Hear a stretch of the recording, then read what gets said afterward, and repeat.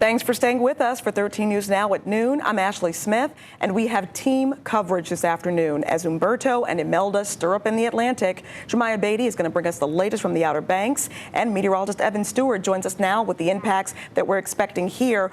Actually, we'll get to Evan in just a moment. I do want to acknowledge we also have Alex Littlehales out in the Outer Banks, so we'll talk to him in just a moment. But first, Evan, let's talk about this forecast. How's it shaping up? Yeah, well, again, this is primarily going to be a coastal impactful event because these storms are passing well offshore. We don't have a landfalling tropical system. We have them passing offshore, much like we saw with Aaron last month in August.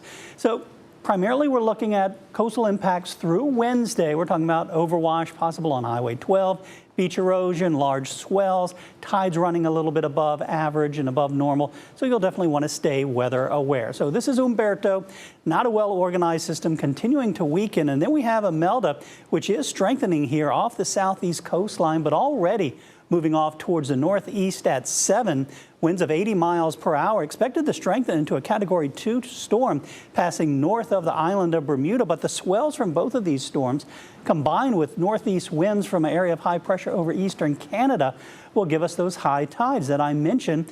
Not too bad as we go here through this afternoon and tomorrow morning, looking at nuisance flooding at Sewell's Point, but minor tidal flooding Wednesday afternoon and Thursday morning. But even then, tide levels starting to go down. Same thing along the Lynnhaven Inlet. Highest tide coming up on Wednesday afternoon around 4:44 at 5.2 feet.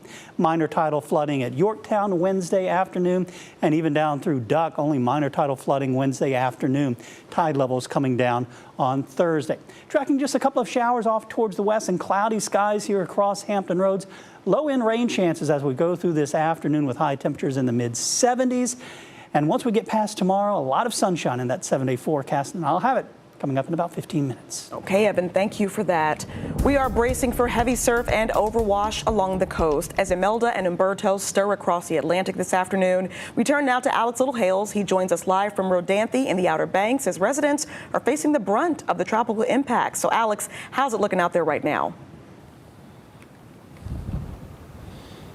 Hey, good afternoon. Yeah, we are live from Rodanthe, which is, again, the very top of Hatteras Island here on the Outer Banks. And so we're going to be focusing a lot of our attention here over the next day, 2 days, because this is an area that is going to show what this region will see when it comes to the impacts from Imelda and Humberto off the coast of North Carolina. So just having my photographer pan out a little bit, you could see some of the things that our meteorologists and state leaders have talked about. Ocean overwash, right? Beach erosion and high surf. This is just an example of one street here seeing that ocean overwash here again on the north side of Rodanthe, so the top of Hatteras Island. And then if I have him point down to the end of the street, you could see just where the water is breaking through the dunes, the ocean just on the other side. And we're here in this area particularly because something that, we have to be concerned about are the threatened structures along Cape Hatteras National Seashore. This area has seen, again, 12 threatened houses, unoccupied dwellings fall within the last 5 years. A lot of that because of beach erosion, high surf, heavy winds. There is a concern, at least on social media, that we've seen that there are a couple of still standing unoccupied dwellings along the Hatteras Island, along what's called the village here. A lot of houses may be threatened because of the strong wave strength, the ocean overwash that this area could see over the next, 24 to 48 hours. So again, just here in this street, we were actually trying to go to the end of the street to see one of those threatened structures, but we thought we would stop here at the end of the street just to show you again some of the firsthand examples